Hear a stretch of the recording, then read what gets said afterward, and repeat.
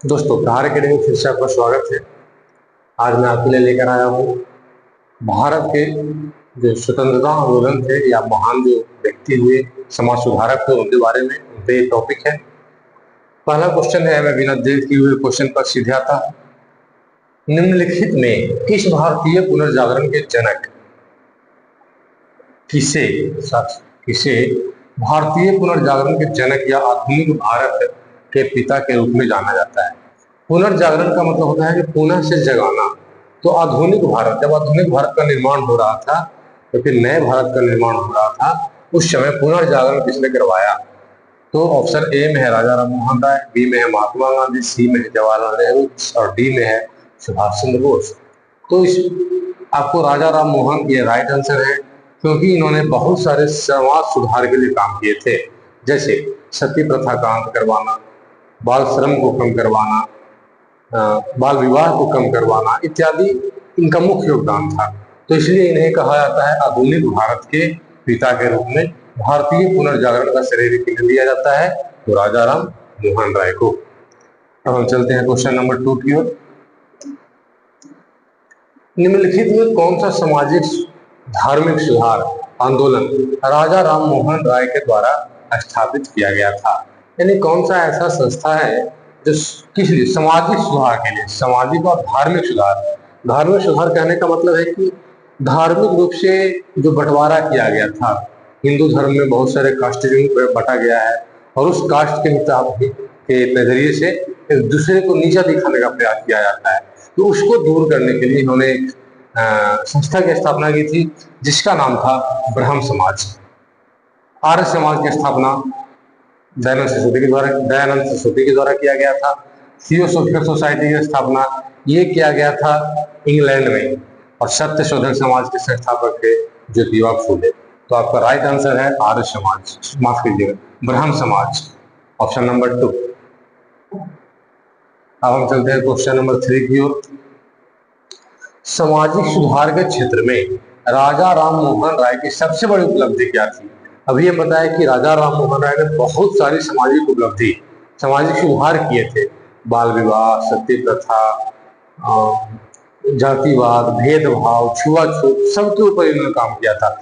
लेकिन सबसे प्रभावशाली काम इनका क्या रहा था, उसके बारे में पूछ रहा है।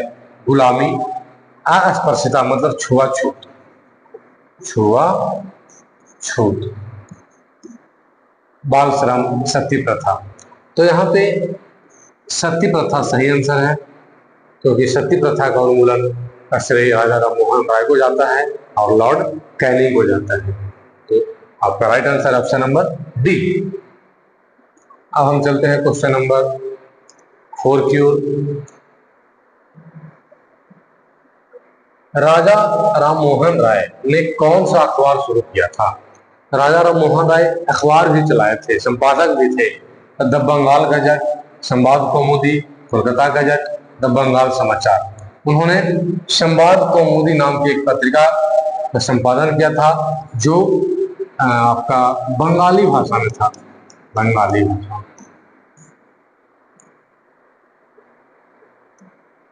हम बढ़ते हैं क्वेश्चन नंबर 5 की ओर। आत्मीय समाज की स्थापना किसने की थी? यहाँ फिर से वही आ गया, आत्मीय समाज की स्थापना राजा राम मोहन राय ने ही की थी, जो right answer is option number B. अब इसमें हम देखते हैं कि 1815 ईस्वी में आत्मीय समाज की स्थापना राजा राम मोहन राय के द्वारा की गई थी, और यही 1825 में जाकर के ब्रह्म समाज का रूप ले लिया था। यही जो आत्मीय समाज बना था, वही जाकर के 1815 से 1825 में ब्रह्म समाज की स्थापना ले लिया था। हम बात हैं क्वेश्चन नंबर 6 की ओर।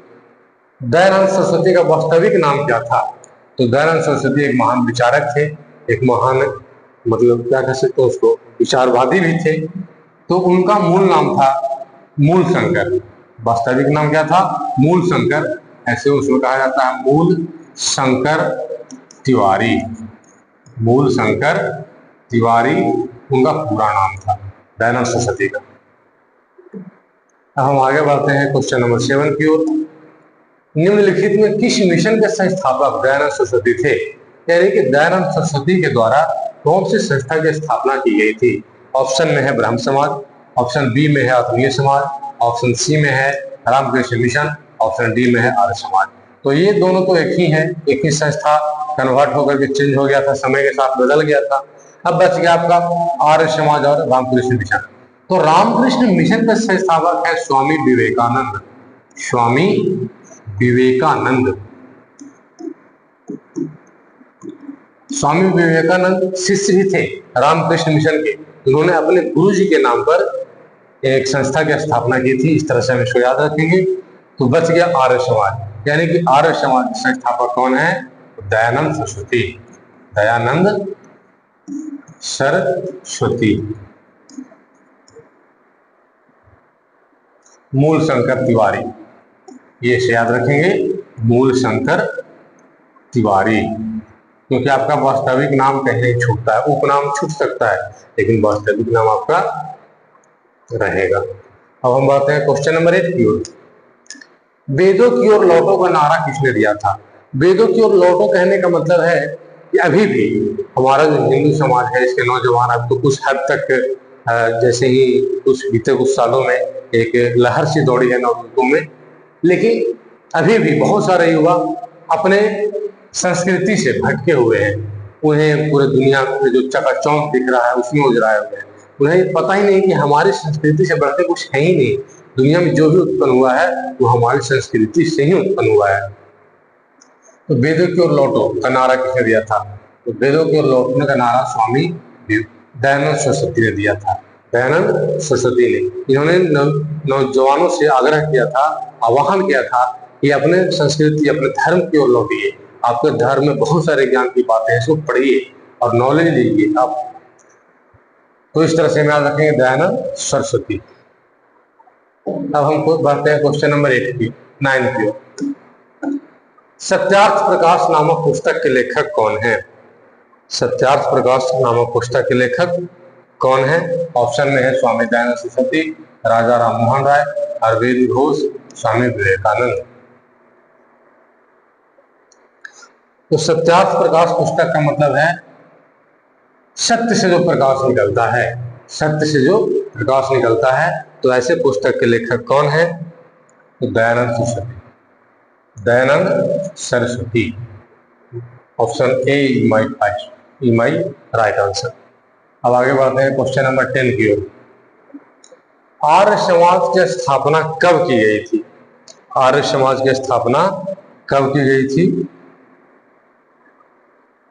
Option number A 1970, 1975, 1870, 1875।